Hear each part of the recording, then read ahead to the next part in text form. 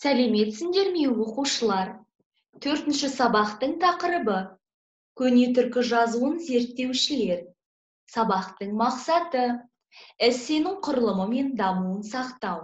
Мәселе бойынша ұсынылған шешімнің артықшылығы мен кемшілігін салыстыра отырып, өз ойыңды дәлелдеп жазу. 10-шы бет 6-шы тапсырмаға назар аударайық. Мәтінді оқы. Қою әріппен берілген сөздердің мағынасын анықта. Төменде берілген кестені толтыр.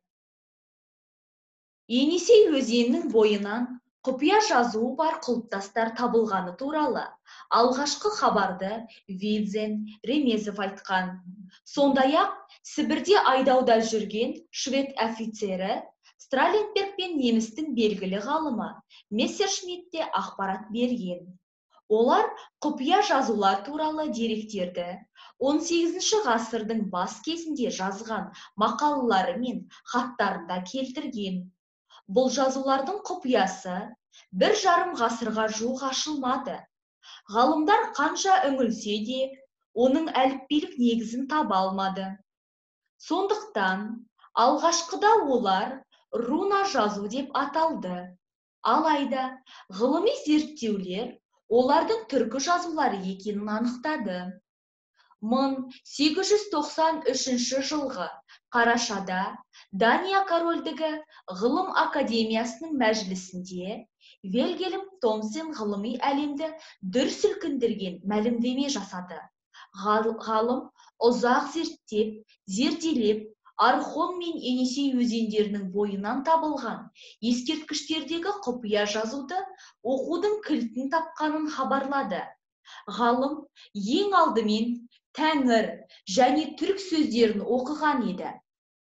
Дәл осы кезде академик Радлов та өз бетінше ізденіп, руна жазудың 15-ке жуық әріпін анықтаған еді. Арада көп уақыт өтпей, Радлов Архон өзенінің бойынан табылған үлкен тастардағы мәтінді толық оқып, аударып шықты. Кейін орыс түркітанушылары көп зерттеді. Гумилев Архон жазба ескерткіштерін көк түріктердің өздері туралы жазған шежіресі деп бағалады. Архон жазба мұраларын ұзақ жылдар түбегейлі зерттеген қазақтың білікті ғалымдары Әлкей Марғұлан, Құршанов, Таманов, Жолдасбеков, Сартқожаұлының іргелі зерттеулері жарық көрді. Олар жазба ескерткіштердің рухани құндылығын ашты. Жазбаларда көне түркілер мен көк түркілер дәуіріндегі оқиғалар сипатталды. Жағрапиялық атаулар, сол кездегі тайпалардың атаулары мен орналасу, таралу аймағы көрінеді. Көптеген тарихи, мәдени, жағрапиялық, саяси дерек бар. Тарихи оқиғалар, ұлы қағандардың жорықтары көркем тілмен баяндалған. Жазудың сипаты түркі тілдерінің дыбыстық ерекшеліктерін, үндестік заңдарын жақсы береді.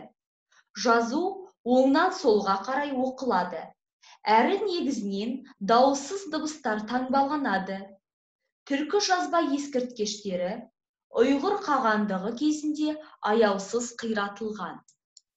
Оқылым тапсырмасына байланысты дескриптор кестесіне назар аударайық. Мәтінді түсініп оқиды, 1 балл. Қою қаріппен жазылған сөздердің мағынасын анықтайды, 2 балл. Мәтінді оқу барысында орфоэпиялық нормаларды сақтайды, 1 балл. Келесі тапсырма 12-ші бет 11-ші тапсырмаға назар аударайық. Жазылым тапсырмасы. Ұлы мұралардың жаңғыруы тақырыбында шағын эссе жаз. Эсседе өздік етіс тұлғасындағы сөздерді қолдан. Жазылым тапсырмасына байланысты дескрипторға назар аударайық. Эссе жазады, 2 балл. Эссе жазу барысында жаңа сөздерді пайдаланады, 1 балл. Өз ойын дәлелдей алады, 1 балл. Эсседе өздік етіс тұлғасындағы қолданады, 1 балл.